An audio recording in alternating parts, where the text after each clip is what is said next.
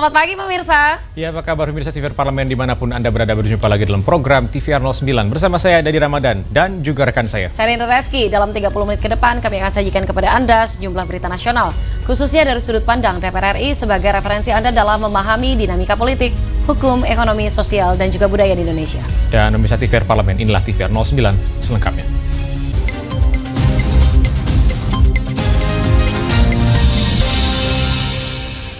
Komisi 9 DPR RI menilai sosialisasi intensif terkait penyakit cacar monyet dapat mencegah serta menanggulangi penyebaran virus cacar monyet dengan maksimal.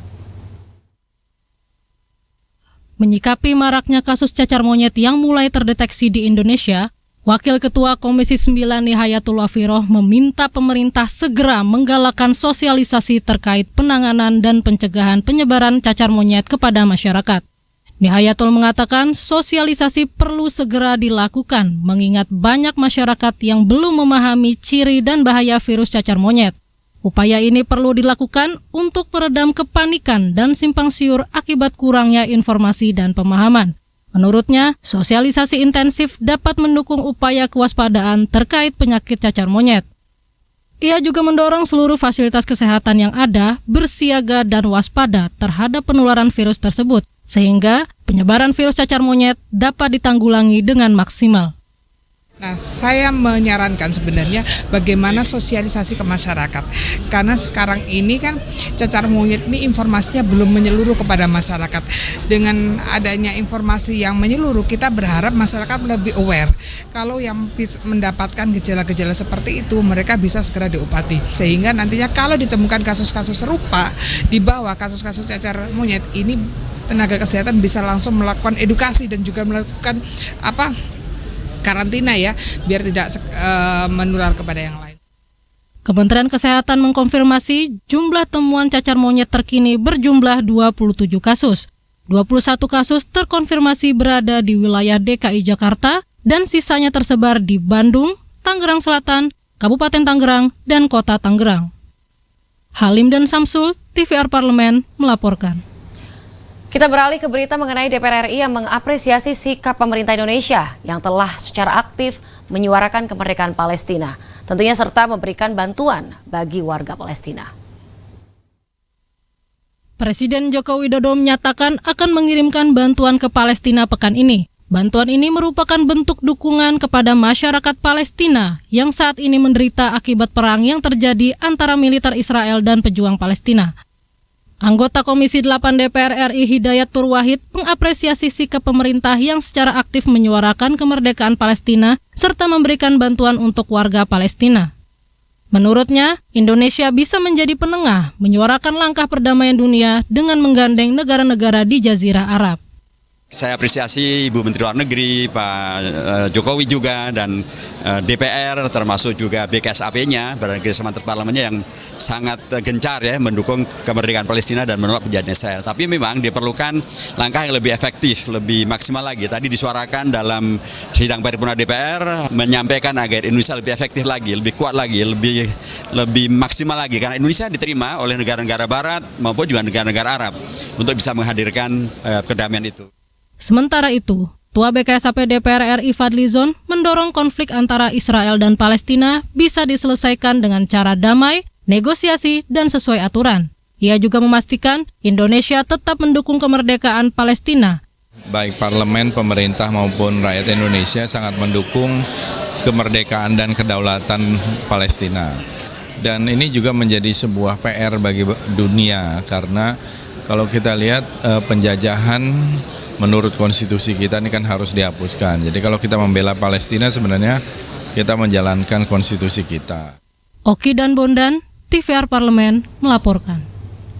Pemirsa, saat lagi kami akan tayangkan kepada Anda berita mengenai Badan Legislasi DPR RI yang menilai perubahan terhadap rancangan Undang-Undang Prolegnas Prioritas yang kerap terjadi akibat dari adanya dinamika politik serta kebutuhan masyarakat. Tentunya pemirsa jangan kemana-mana, tetaplah menyaksikan TVR 09.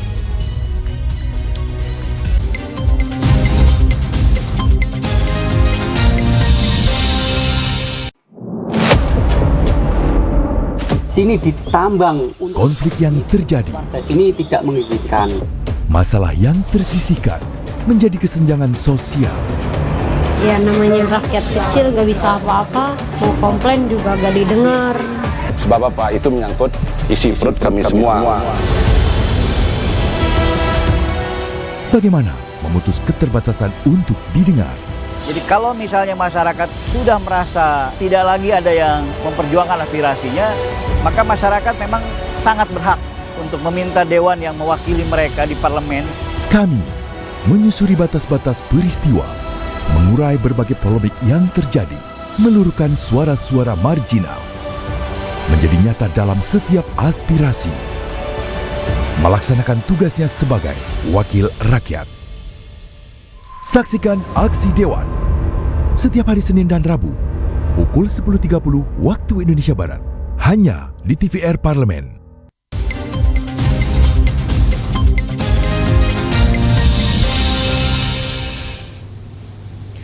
Pemirsa, meskipun pembahasan undang-undang dalam prolegnas prioritas memiliki tantangan dan hambatan yang berbeda-beda setiap tahunnya, Badan Legislasi DPR RI menegaskan akan terus melakukan pembahasan rancangan undang-undang tersebut secara maksimal.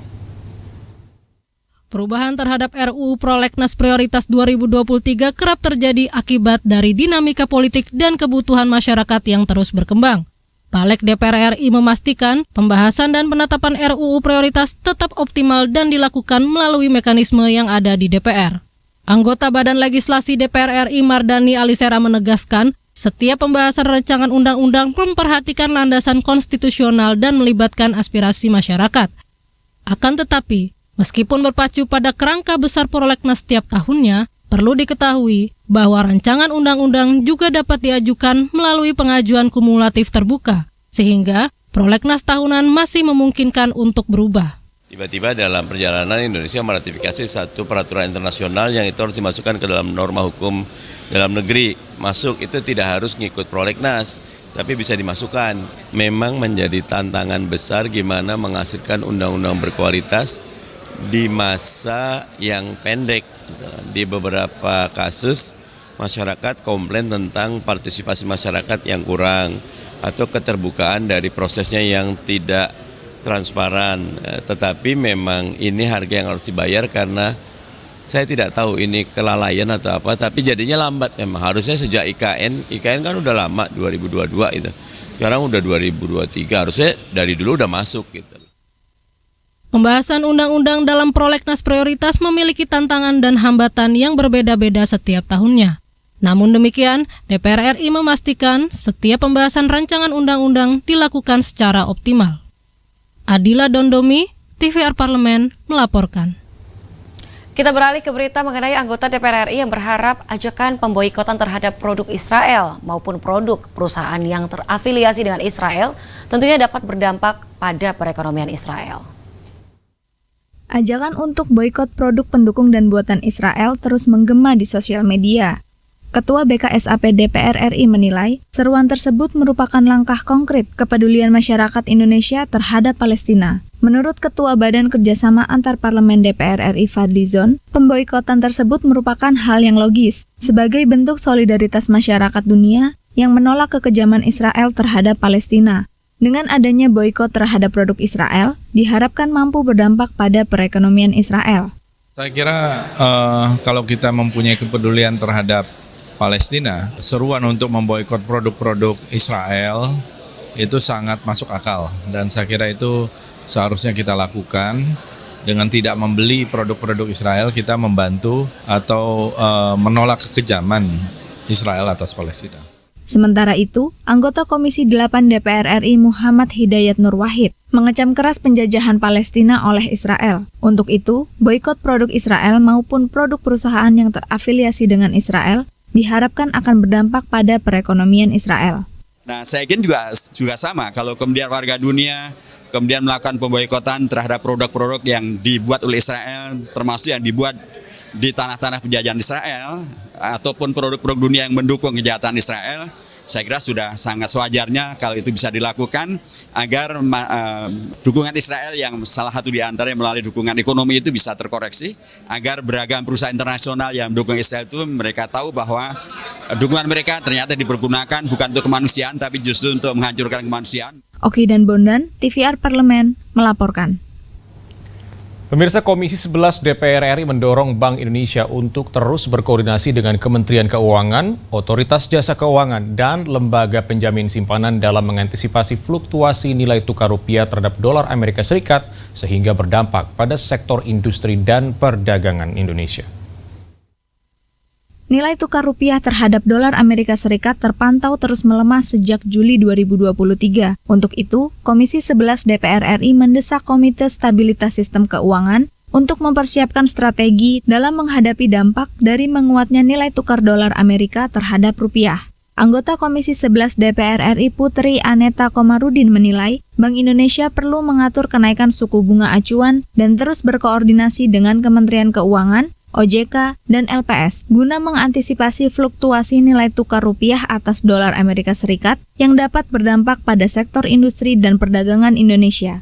Kita juga tetap berkoordinasi dengan Bank Indonesia, terutama terkait dengan kebijakan kenaikan suku bunga acuan ini. Saya sebagai seorang anggota Komisi 11 tentu sangat setuju sebenarnya terkait dengan ini, karena memang Bank Indonesia perlu merespon untuk kenaikan penguatan harga dolar yang imbasnya juga tentu kepada sektor perdagangan kita gitu. Jadi yang kemarin kita titik beratkan kepada Bank Indonesia adalah Bank Indonesia bersama dengan Kementerian Keuangan, Otoritas Jasa Keuangan, dan LPS yang tergabung dalam Komite Stabilitas Sistem Keuangan harus terus berkoordinasi supaya penguatan dari harga dolar ini tidak semakin berdampak kepada sektor industri kita.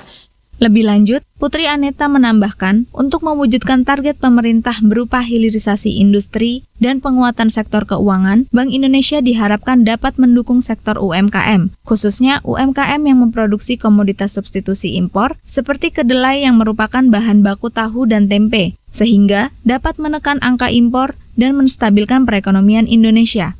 Dari Senayan, Jakarta, Ferdian dan Bondan, TVR Parlemen, melaporkan.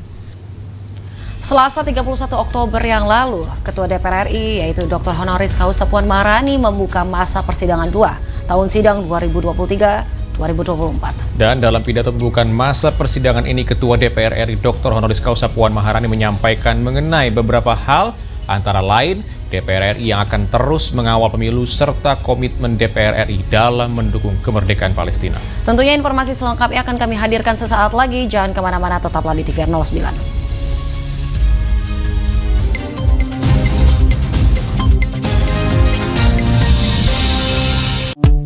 DPR RI memiliki fungsi diplomasi dalam menjalankan politik luar negeri sesuai dengan pasal 116 Undang-Undang MD 3. Kontribusi aktif BKSAP DPR RI memainkan peranan penting dalam memenangkan persaingan global melalui IPU, IPA, IPPF, AIPA, dan PUIK.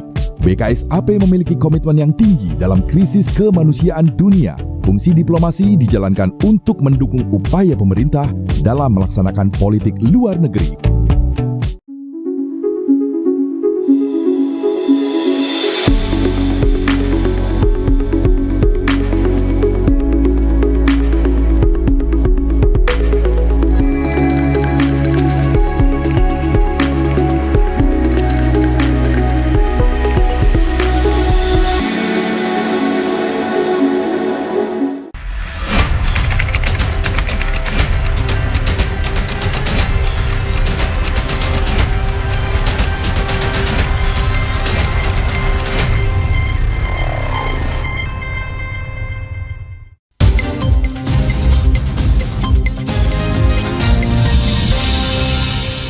Terima kasih Anda masih menyaksikan TVR 09. Pemirsa, DPR RI menilai pemilu merupakan alat dalam menyempurnakan penyelenggaraan demokrasi melalui pemilu, dan rakyat dapat menilai, mengevaluasi, serta memperbaharui mandat kepada Presiden, DPR, dan DPD RI. Tentunya guna memastikan pemilu berjalan dengan baik, DPR RI menegaskan akan menjaga mekanisme setara dan juga seimbang atau check and balances dapat terlaksana sesuai dengan regulasi yang berlaku, tentunya dalam konteks penyelenggaraan pada setiap cabang-cabang kekuasaan. Selain itu, DPR RI juga menegaskan mengenai komitmennya dalam mendukung kemerdekaan Palestina serta berakhirnya konflik berkepanjangan Israel dan kelompok militan Palestina Hamas. Di sini DPR RI terus mendorong pemerintah untuk segera mengambil langkah diplomasi untuk memberikan keadilan bagi Palestina. Dan untuk mengetahui informasi selengkapnya, mari kita simak laporan mendalam yang telah dihimpun oleh tim redaksi TVR Parlemen dalam segmen editorial Parlemen. Berikut ini.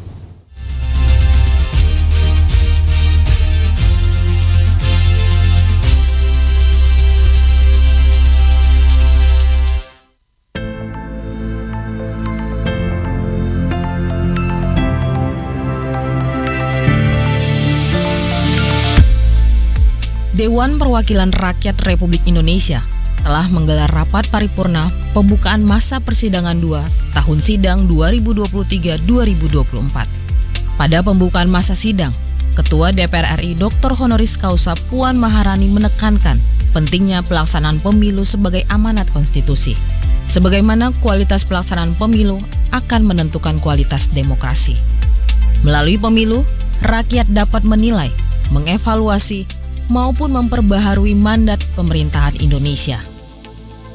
Diperlukan pelaksanaan pemilu yang berkualitas, dibutuhkan partai politik, peserta pemilu yang semakin maju dalam mengartikulasikan kepentingan rakyat dan senantiasa memegang teguh komitmennya untuk menjaga dan mengawal ideologi bangsa dan memperkokoh persatuan bangsa. Menjaga mandat pemilu artinya menjaga mandat demokrasi. Dalam interupsinya di rapat paripurna, anggota Badan Legislasi Masinton Pasaribu mengkritisi keputusan Mahkamah Konstitusi terkait calon presiden dan wakil presiden. Aturan itu dinilai mencoreng mandat demokrasi di Indonesia. Keputusan MK dianggap bertentangan dengan TAP MPR nomor 11 tahun 1998, yaitu tentang penyelenggaraan negara yang bebas dari korupsi, kolusi, dan nepotisme. Bagaimana kita mengeluarkan TAP MPR nomor 11 tahun 98 tentang penyelenggaraan negara yang bebas dari KKN, kolusi, korupsi, dan nepotisme. Dan kemudian berbagai produk undang-undang turunannya. Tapi apa yang kita lihat? Putusan MK bukan lagi berdasar dan berlandas atas kepentingan konstitusi. Tak hanya itu, suara pembelaan terhadap Palestina turut digaungkan Ketua DPR RI pada sidang ini. Bahkan sejumlah anggota dewan mengenakan syal Palestina sebagai bentuk solidaritas. Bagaimana tidak, lebih dari 8.000 warga Palestina menjadi korban keganasan perang antara Israel dengan kelompok militan Hamas, di mana 66% dari korban itu merupakan perempuan dan anak-anak. Berkaitan dengan aksi teror Israel itu, DPR RI mendorong pemerintah mengambil langkah diplomasi untuk mendukung penyelesaian yang adil bagi Palestina. Di sisi lain, Badan Kerjasama Antar Parlemen DPR RI telah mengupayakan penyelesaian konflik peperangan Israel-Palestina dalam berbagai forum internasional, termasuk dalam Forum Interparliamentary Meeting ke-12 di Prancis, serta Interparliamentary Union ke-147 di Angola. Lebih lanjut, anggota Badan Legislasi Ledia Hanifah menyarankan adanya rekomendasi dari Kementerian Luar Negeri Indonesia untuk memastikan penyaluran bantuan sampai ke Palestina. Kami mengingatkan rakyat Indonesia, kita punya hutang sejarah terhadap Palestina ketika negara Belanda pada saat itu masih ingin menjajah kembali Indonesia. Justru Palestina dan sejumlah negara-negara di Asia Afrika memberikan pernyataan pengakuan atas kemerdekaan Indonesia. Satu-satunya negara peserta konferensi Asia Afrika 1955 yang belum merdeka sampai sekarang adalah Palestina. Karenanya kita berdasarkan konstitusi mendorong agar Palestina bisa mendapatkan kemerdekaannya. Kita menyarankan agar ada rekomendasi dari Kementerian Luar Negeri supaya semua bisa sampai kepada mereka. Dan kita tahu sesungguhnya bantuan-bantuan kita tuh sudah luar biasa, termasuk pendirian rumah sakit Indonesia di sana. Cuma masalahnya adalah yang dijadikan sasaran adalah rumah sakit itu sendiri, dan ini menjadi bagian yang sangat mengenaskan ya bagi kita para dokter. Dokter di rumah sakit Indonesia justru keluarganya yang menjadi korban, dan ini jadi hal yang sangat menyedihkan. Pada masa persidangan ini, DPR juga akan melakukan pertemuan bilateral dengan sejumlah negara, di antaranya Korea Selatan, Afrika Selatan, Polandia, dan Uni Eropa. Upaya itu merupakan bagian dari tugas diplomasi antar parlemen yang bertujuan untuk memperkuat posisi politik luar negeri Indonesia. Tim Liputan TVR Parlemen melaporkan.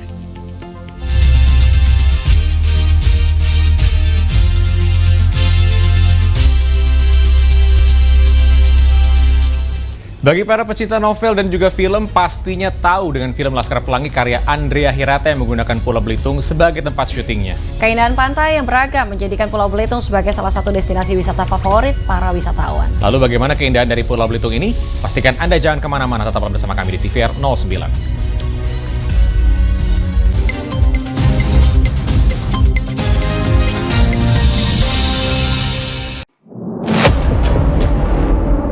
sini ditambang. Konflik yang terjadi, Warga sini tidak mengizinkan. masalah yang tersisihkan menjadi kesenjangan sosial. Ya namanya rakyat kecil gak bisa apa-apa, mau komplain juga gak didengar. Sebab apa? Itu menyangkut isi perut kami semua. Bagaimana memutus keterbatasan untuk didengar? Jadi kalau misalnya masyarakat sudah merasa tidak lagi ada yang memperjuangkan aspirasinya, maka masyarakat memang sangat berhak untuk meminta dewan yang mewakili mereka di parlemen. Kami menyusuri batas-batas peristiwa, mengurai berbagai polemik yang terjadi, meluruskan suara-suara marginal, menjadi nyata dalam setiap aspirasi, melaksanakan tugasnya sebagai wakil rakyat. Saksikan Aksi Dewan setiap hari Senin dan Rabu pukul 10.30 waktu Indonesia Barat hanya di TVR Parlemen.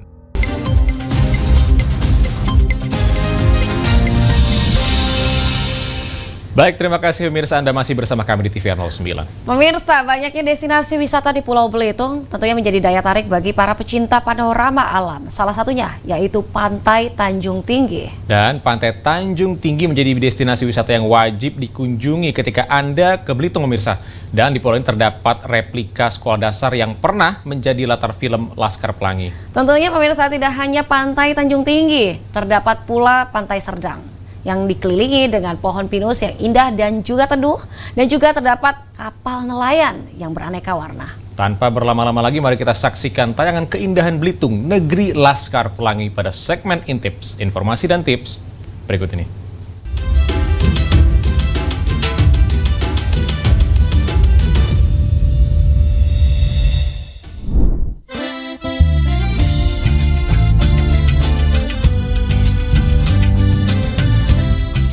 Pemirsa TVR Parlemen, siapa sih di sini yang tidak tahu film Laskar Pelangi? Film yang diangkat dari sebuah novel karya Andrea Hirata ini pasti sudah banyak yang tahu dan nonton filmnya dong. Sekarang saya akan mengajak pemirsa untuk bernostalgia dan melihat langsung salah satu lokasi syuting pembuatan filmnya. Yuk langsung saja kita jalan-jalan. Destinasi pertama adalah Pantai Tanjung Tinggi. Berkunjung ke Belitung, tak lengkap rasanya jika tidak ke Pantai Tanjung Tinggi. Berjarak 38 km dari kota Tanjung Pandan, perjalanan menuju Pantai Tanjung Tinggi memakan waktu tempuh sekitar 45 hingga 60 menit dari Bandara Hanan Judin. Pantai Tanjung Tinggi identik dengan batu granit besar di sekelilingnya. Nama Tanjung Tinggi sendiri berasal dari dua kata, yaitu Tanjung yang berarti semenanjung, dan tinggi berarti pantai yang memiliki bebatuan yang tinggi. Air laut jernih berwarna biru muda, pasir putih bertekstur lembut, dan ombak yang bergerak tenang membuat pengunjung betah untuk berlama-lama di pantai ini. Destinasi berikutnya yang tidak boleh terlewatkan ketika berkunjung ke Belitung adalah replika Sekolah Dasar Muhammadiyah Gantong. Bangunan ini terbuat dari kayu beratapkan seng, terletak di tengah tanah lapang beralaskan pasir putih bekas galian timah. Di bagian depan bangunan ini terpampang tulisan SD Muhammadiyah Gantong. Ya, inilah replika SD Muhammadiyah Gantong yang pernah menjadi latar film yang diangkat dari novel fenomenal Laskar Pelangi karya Andrea Hirata. Selain tempat lokasi syuting film Laskar Pelangi, masih banyak lagi tempat yang asyik di Belitung yang wajib pemirsa kunjungi, seperti Pulau Lengkuas. Dari pulau-pulau yang ada di sekitar kawasan Pantai Tanjung Kelayang, mungkin Pulau Lengkuas yang menjadi primadonanya. Selain menjadi tujuan untuk snorkeling, di pulau ini juga terdapat mercusuar yang menjadi daya tarik tersendiri bagi para wisatawan yang berkunjung ke Belitung. Mercusuar setinggi 8 lantai ini berdiri kokoh di tengah Pulau Lengkuas. Selain mercusuar, tempat snorkeling di Pulau Lengkuas juga wajib dicoba bagi pemirsa yang hobi menyusuri keindahan alam bawah laut. Ikan-ikan cantik dengan aneka warna seperti terumbu karang yang indah menjadi sajian pemandangan yang ada di pulau ini. Lokasi berikutnya adalah Danau Kaolin. Sebelum populer sebagai destinasi wisata berkat novel Laskar Pelangi, Belitung lebih dikenal sebagai pusat penambangan timah. Sebagian besar persediaan timah di Indonesia dipasok dari Belitung. Namun tak hanya timah, bumi Belitung juga kaya dengan mineral kaolin. Terletak di Desa Air Raya, Tanjung Pandan, kubangan tersebut kemudian menjadi danau yang menarik wisatawan. Yang unik dari Danau Kaolin adalah airnya yang jernih berwarna biru muda yang dikelilingi daratan berwarna putih. Sungguh paduan warna yang menakjubkan untuk diabadikan dengan lensa kamera. Belitung tidak hanya menyuguhkan keindahan eksotis dari pantai pasir putihnya dengan airnya yang jernih. Tidak kalah dengan keindahan pesisirnya, Pulau Belitung juga masih menyimpan keindahan destinasi wisata lainnya seperti Bukit Batu Baginde yang sayang untuk dilewatkan. Bukit ini memberikan suguhan alam Belitung dari sisi yang berbeda. Baginde berasal dari kata baginda. Bukit ini diberi nama Bukit Batu Baginde karena batu ini adalah batu yang paling besar di seantero Belitung, sehingga masyarakat menamainya layaknya raja. Bukit Batu Baginde akan menyuguhkan perjalanan hiking ringan yang kemudian dilanjutkan dengan memanjat sebuah batu besar. Untuk menuju ke puncak, pemirsa harus berjuang. Pemirsa harus berjuang menaiki batuan-batuan adenilit yang menjulang tinggi. Perjalanan yang berat itu akan terbayarkan pada saat nanti pemirsa sudah mencapai puncak. Di sini, pemirsa dapat melihat keindahan dan kemegahan Belitung sejauh mata memandang. Masih ada lagi nih tempat wisata di Belitung yang tidak kalah menarik dari tempat-tempat tadi, yakni Pantai Serdang. Pantai ini berjarak sekitar 90 km dari kota Tanjung Pandan. Kalau bicara tentang pantai, di Indonesia kan banyak pantai-pantai yang indah juga. Lalu, apa sih yang menarik dari Pantai Serdang ini? Tidak seperti pantai lain dengan deretan pohon kelapa. Pantai Serdang dihiasi dengan pohon pinus yang indah berjejer dan teduh di sepanjang bibir pantai. Di sana juga banyak kapal nelayan beraneka warna yang membuat pantai satu ini menjadi tampak indah. Inilah yang menjadi daya tarik Pantai Serdang dibanding dengan pantai-pantai lain yang ada di Belitung. Gimana pemirsa TVR Parlemen? Banyak sekali ya destinasi wisata seru yang ada di Pulau Belitung ini. Rasanya tidak cukup waktu sehari untuk mengeksplor keindahan Belitung. Jadi, tunggu apa lagi? Yuk kita jalan-jalan ke Belitung dan nikmati semua keindahannya. Sampai jumpa di episode jalan-jalan berikutnya.